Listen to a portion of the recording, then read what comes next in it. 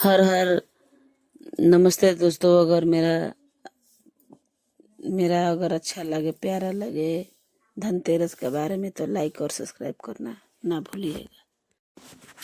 धनतेरस के दिन पूजा कैसी करनी चाहिए तो चलिए जानते हैं हम। पर उससे पहले वीडियो को लाइक और सब्सक्राइब करना ना भूलें। धनतेरस के दिन सुबह जल्दी उठकर पवित्र स्नान करें, साथ ही घर घर और पवित्र स्नान करें, साथ ही घर और मंदिर का सफाई करें।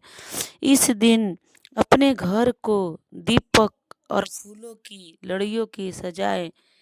पूजा मुहूर्त पूजा मु, मु, पूजा के दौरान भगवान गणेश जी, गणेश देवी लक्ष्मी, भगवान कुबेर और भगवान धनवंती का प्रतिमा स्थापित करें। पूजा के करते समय देसी घी का दीपक जलाएं तथा भगवान के चंदन और कुमकुम का तिलक लगाएं। इसके बाद प्रतिमा पर फल फूल और मिठाई आदि चढ़ाएं। अंत में आरती करके पूजा का सम्मान करें। शुभ मुहूर्त में खरीदे गए चीज़ों को भगवान के सामने रखें और तिलक लगाकर धूप से पूजा करें।